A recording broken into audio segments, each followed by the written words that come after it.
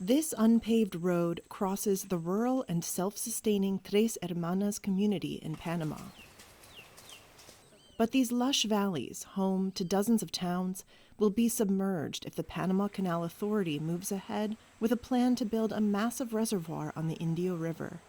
All that you see here, the green trees seen through this area, everything would be lost. Rodolfo Hernandez is a local resident. The Indio River community has not yet said yes to them. The proposal to dam the river over the next 6 years pits the future of thousands of people against the water needs of the powerful Canal Authority. Some don't want to leave. Others are focused on getting fair compensation if they are forced to move, and public opposition could derail the entire project. But with more extreme weather seen over the last decade set to continue, the $1.6 billion proposal seems as necessary as it seems extreme. Tres Hermanas sits here. The state-owned Canal Authority aims to create a vast dam on the Rio Indio to secure extra freshwater.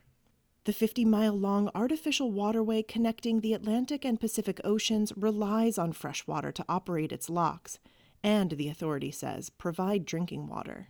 Ricaurte Vasquez is the administrator of the Panama Canal Authority. And that imposes a relative disadvantage in relation to all other maritime navigation systems in the world. Why? Because last year was the third driest year in the canal's 110-year history. And meteorologists forecast more severe droughts and faster water evaporation amid hotter temperatures. The waterway is Panama's main source of hard currency revenue and accounts for 3.1% of the country's GDP. It is critical to U.S. imports of vehicle and commercial goods from Asia and for U.S. exports of commodities, including liquefied natural gas. The latest drought forced vessel traffic to be restricted. But the new plan would allow up to 15 extra canal transits a day during the dry season. The authority believes the Rio Indio Reservoir project is the most complete solution to more frequent droughts. We understand that this is the most important challenge to maintain the canal's sustainability in the long term in the face of demand due to Panama's population growth, which will require fresh drinking water for its consumption. And that leads us to the national conversation of how to tackle this problem. The project must still pass a long approval process, including a public consultation. But some infrastructure work, including a bridge, is already visible. The Ministry of Public Works has said the bridge is for cars and people to cross the river. Ilia Espino de Marota is the canal's deputy administrator. Of course, the most complicated part is the process of resettling people. These are conversations that need to be held individually with each family. To contain the Rio Indio, some 2,260 people would have to be relocated, according to an initial survey by the Canal Authority. 2,000 more would be at least partially impacted. A more accurate census should be completed in January.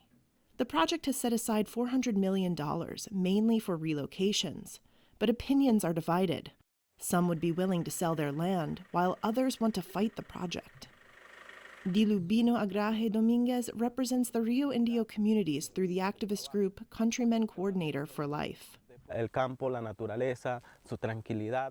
The countryside, nature, their peace for life, for work, is what makes them happy. You can show them beautiful modern things, all well arranged, but it is not the same for the resident who is used to living under his thatched roof, taking his time to go to the mountain and resting at home whichever day he wants. The shipping industry is apprehensive. The country's Supreme Court recently suspended a controversial mining contract with Canada's First Quantum Minerals after broad public opposition. And instrumental in blocking the contract was Countrymen Coordinator for Life. There is an alternative: to transfer water from an existing reservoir fed by the Bayano River. This plan could be finished sooner, without relocations, and is gaining traction among local communities. There is a real importance to maintain healthy rivers.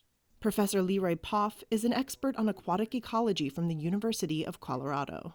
I think from an environmental damage point of view that this dam has many negative impacts and very few positive benefits that couldn't be acquired through this alternative project.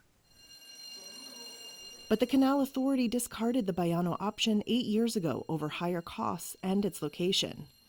And lawyers say it could mean complicated negotiations with the hydroelectric power providers involved. Faced with a changing climate, Deputy Administrator Espino thinks both projects will be needed in the long run. Ahead of the next drought, the canal wants shippers to consolidate cargoes and could deploy water recycling measures if needed. For residents of Tres Hermanas, resource-intense expansion must have a limit. No estamos en contra del progreso de nuestro país. We are not against the progress of our country. Our country must progress, but it must be according to what is necessary and not harming its people. Pueblo.